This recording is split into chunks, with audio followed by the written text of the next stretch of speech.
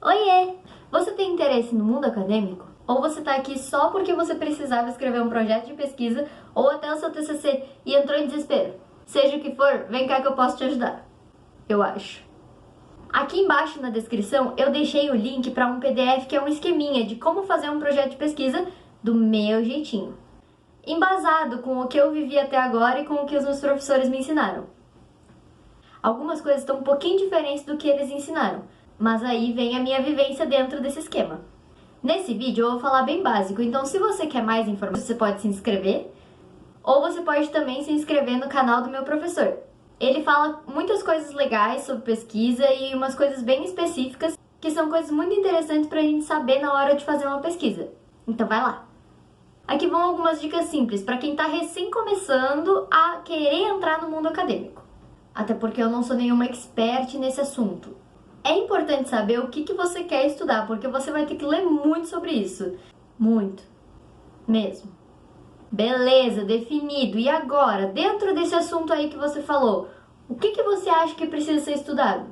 Agora vai lá, faz uma pesquisinha rápida para garantir que não tem artigos sobre isso ainda, ou que tenham muito poucos.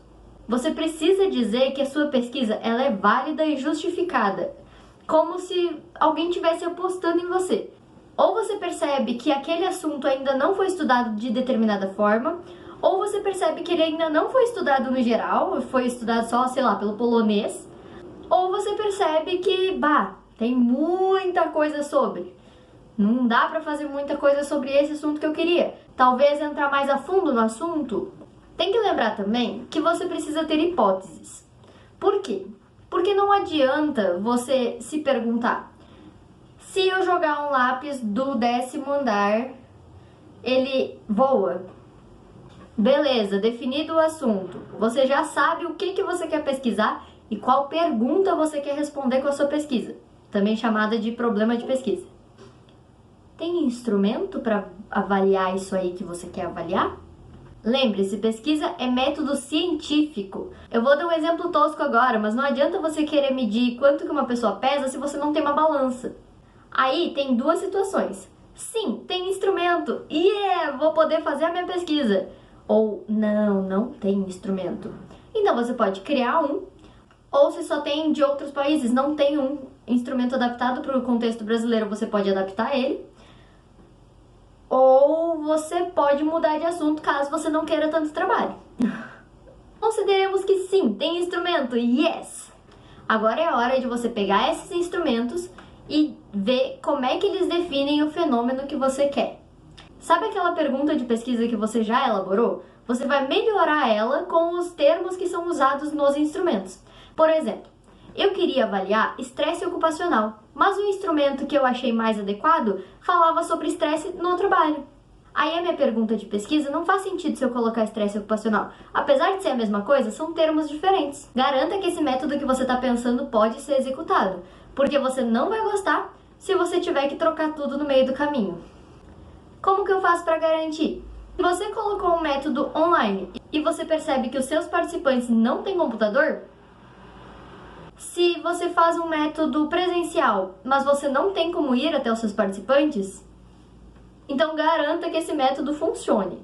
Aí você vai escrever os objetivos da pesquisa, que é basicamente responder a pergunta que você elaborou ali. Tem dois tipos de objetivo, o geral e o específico. O geral é responder a sua pergunta, ponto final, acabou ali. O específico é mais ou menos o passo a passo do que você vai fazer, só que não tão detalhado. Tudo definido bonitinho? Então vamos para o próximo passo. Eu faço o método. Eu escrevo exatamente tudo que eu vou fazer na minha pesquisa. Eu já estudei sobre o assunto antes. Eu não escrevi introdução nem fundamentação teórica, mas eu já li muito sobre antes de fazer esse método. Então eu já tenho algum conhecimento sobre. Aí eu peço opiniões para ver, você conhece alguma escala que fale sobre isso? Você conhece? Pronto, reuni todas as informações que eu preciso. Escreve o método. O método é: quem serão os participantes? Como que você vai contatar eles? Quais instrumentos você vai usar? Por que você vai usar esses instrumentos? E quando eu digo qual é o instrumento, você precisa detalhar também o que esse instrumento avalia e como ele avalia. Como você vai coletar os dados? Como você vai analisar esses dados? Qual a ordem cronológica que isso tudo vai acontecer? Você tem a aprovação do comitê de ética? Você precisa da aprovação do comitê de ética. Você precisa detalhar tudo. Agora que eu já tenho tudo definido, eu já sei o que os autores dos instrumentos pensam sobre o fenômeno que eu estou estudando, eu escrevo a introdução.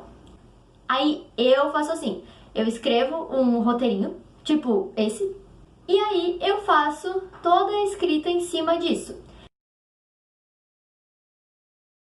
Eu escrevo, procuro autores e vejo o que eles acham sobre. E aí a gente vai desenrolando o texto. Na introdução, tem muita confusão sobre. Já tive professores que me disseram 2 páginas, já tive professores que me disseram não importa, já tive professores que me disseram 3 parágrafos. Vê o que o seu professor acha. Essa é a minha dica. E daí você vai escrever a fundamentação teórica também, que pode ir umas 5, 6 páginas, 7, 8. Vê o que seu professor acha. Essa é a minha dica. Aí você vai precisar definir quanto tempo vai demorar cada coisa. O famoso cronograma. Depois você vai ter que definir o orçamento. Às vezes a gente não gasta nada. Por exemplo, a compra de um notebook eu não vou fazer porque eu já tenho.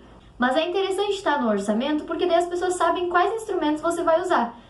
Aí você vai pegar todos aqueles autores que você citou na introdução, na fundamentação teórica. Inclusive, é interessante que tenham alguns autores repetidos entre a introdução e a fundamentação teórica, porque daí dá mais credibilidade para você. Apesar de que tem outros professores que falam que quanto mais autores, melhor, porque daí mais gente concorda com aquela afirmação. Vê o que seu professor acha. Aí você vai pegar todas aquelas referências e colocar lá no final e formatar. Parte chata, ABNT, APA, sei lá qual que você usa, tem que formatar. Eu geralmente coloco como um comentário do lado da referência, já mais ou menos formatadinho, para depois só copiar e colar, porque às vezes a gente tira uma referência ou outra, coloca, então ao invés de ficar formatando uma por uma, pega depois quando tiver tudo pronto no final e fechou. Coloca os anexos, né? Geralmente a gente coloca as escalas que são utilizadas, o termo de consentimento livre esclarecido, enfim. Aí, você já preparou tudo, tá tudo pronto, revisa. Lê de novo. Deixa quieto por 2 dias.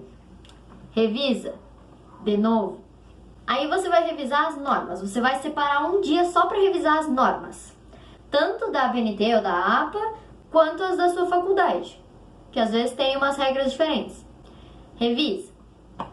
Revisou? Revisa de novo. Pronto. Agora você manda pro seu professor para ele revisar e manda mais para uns 2 amigos para eles revisarem também. Sempre tem coisa errada. E tá tudo bem. A gente tem que aprender que a gente erra. E que tá tudo bem errar também.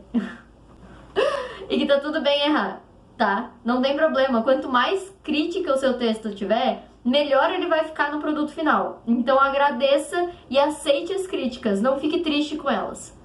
E é isso! Bom, é isso que eu tenho pra dizer hoje sobre o projeto de pesquisa. É isso que eu aprendi e eu acho que isso já vai ajudar alguém a fazer alguma coisa. Então, se precisar do esqueminha, tá na descrição. Se tiver alguma dúvida, me manda nos comentários e até a próxima. Tchau!